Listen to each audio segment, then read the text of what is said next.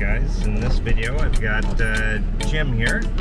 He has a Suzuki Jimny, and we're going to talk a little bit about why this could be a good option for you when moving out to the Philippines for a vehicle.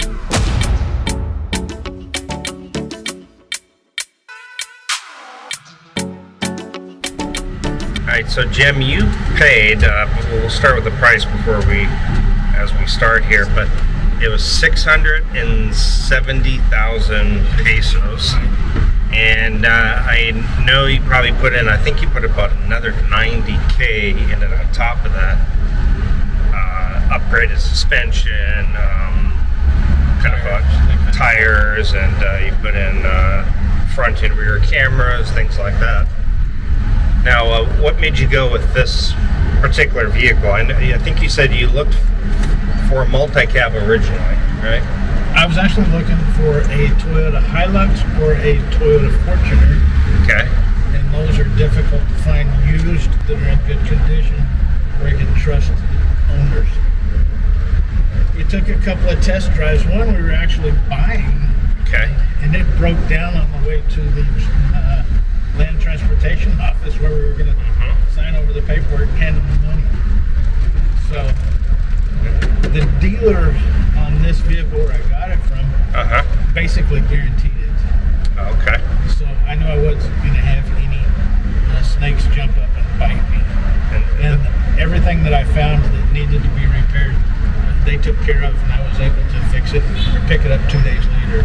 This was a 2016. 16, okay. Right. But how many kilometers were on it when you bought it? I bought it with, gosh, I've got 69,000 now. So 69,000 kilometers, okay. And I know brand new, these were going for how much? 1.3 million. 1.3 million pesos. And you said there was a waiting list, huh? There's a waiting list, 4 to 6 months. 4 to 6 months. You can buy a brand new Jimny that's got maybe 10,000 kilometers on it. It's still the same year model. Okay. But you're still going to pay the brand new price because they're a premium. You can't find them. So most of those people did a little lift, and they have manual shift like this one, and people are like, I'm turning up the gears. They want to get rid of that. Right. So if people got the Jimny and for some reason they don't like it, they sell it within the first few years. And those are the only ones that are available, and they still want the as-new price. Right. Now you entertained looking at a multi-cab for a little while, and you were telling me that you walked into the dealership and the price would go up. Right. How much? Well, for example, like we walked into a dealership that had a listed price for $165. Okay. And we got there and looked at the same vehicle, and it was $265. Just because I'm white. Did you call them out on it and say, hey, this was advertised? I said, hey, it was $165. Oh no, it's $265 all the time. Amazing. So yeah, that can happen here. I have a group of Filipino friends, amateur radio operators. They are going to help me. And the multi-cab's not for me, it's for my girlfriend's family. Okay. They can't afford one, so I'm going to buy a vehicle for them that they can use on the farm, getting from the farm to town, so that to get supplies. So you'll get them like a four-wheel drive. Four-wheel drive, automatic, because they don't know how to drive. Now, interesting story that's not related to buying the vehicle, but now this happened while you were still in the States, but your girlfriend of 3 years now, right? I think 3 years. 3 years. Her family lived like in farmland up in the mountains. Right. And they lived in like a little bamboo house. Right. And she actually, you decided to build them a home. Right. And as you're building that home, a fire took place and burned down their bamboo home. Right. And they've been staying in the house that I was building ever since. And without a choice. They didn't have a choice. That's in the house they have enough. Yeah, and you kind of your goal was to have something nice for them where they didn't all want to maybe come into the city and stay with you all the time, but also my goal is simple. Get that love from my girlfriend. Sure. I'm old. She's 34. And I do not want her to be left without after I pass away.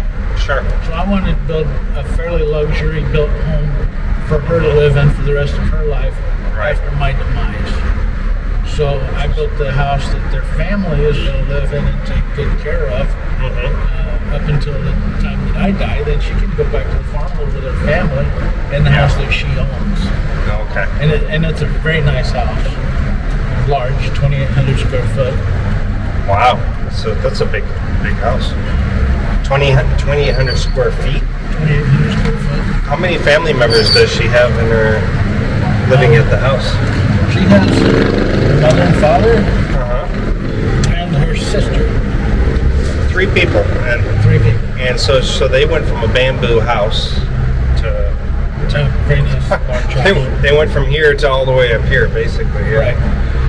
Now, an interesting story too. You said the typhoon had come through, and all the neighbors had all poured into the house, right? And they were nice and safe during the storm. Odette came through on December the 16th. Yep.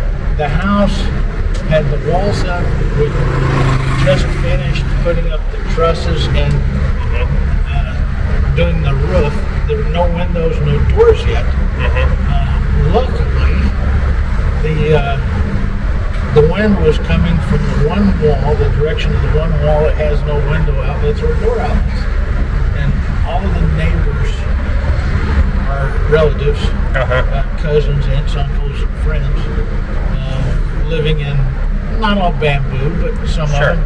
But the ones that did not have safe structures, they felt, you know what, we don't want to risk it. Let's go stay in that concrete structure. And they did, and not a single person was even awakened from the wind or the rain. There was no wind or rain or anything got in the house. 0 damage. Wow.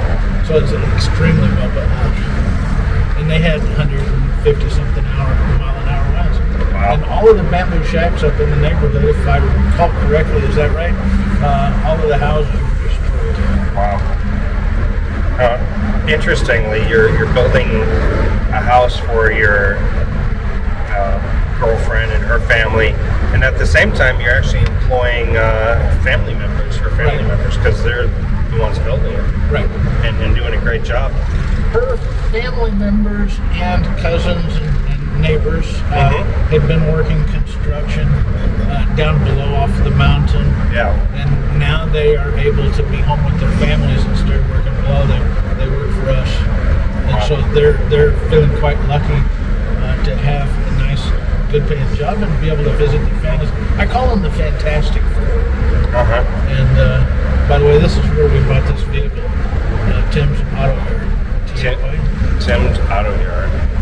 Directly across from the Suzuki and the Ford dealership. Okay. Auto Works? Tim's Auto Yard. Tim's Auto Works. Okay. And so they're quite happy being able to stay home. And it's really nice. The wives of the Fantastic Four, my girlfriend's mother and her sister-in-law, they all get together and they cook meals all day for the workers. So the workers get to eat, their families get to come and hang out, and Worked out well. Works out well for everybody. Yeah. Speaking of this car, in U.S. miles, I'm sure it's getting well over 30 miles a gallon. I've got a half a tank remaining, and I bought this fuel about 100 kilometers north of Dumageddon. Yeah. And I've been running it all week every day. So it's been about 10 days on the same tank of fuel. And how tall are you? Because this is kind of a small vehicle, but... I'm 5'10". I got short legs. I got a long torso. 5'10". Okay.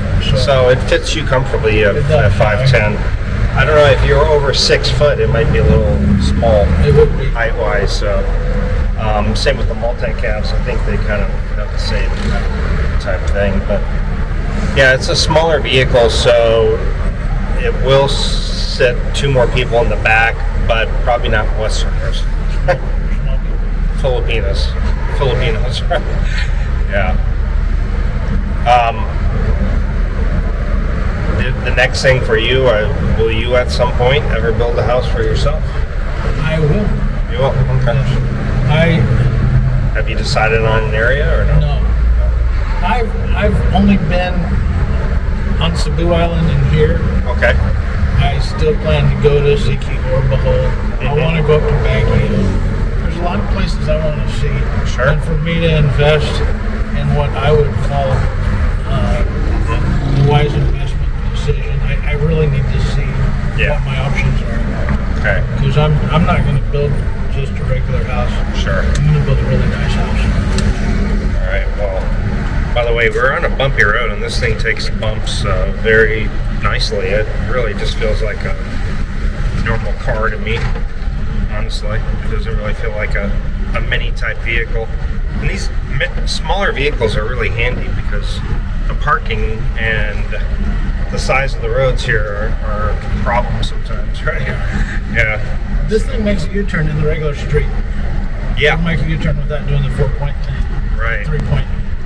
So, anyways, we're going to go take a look at Jim's house here.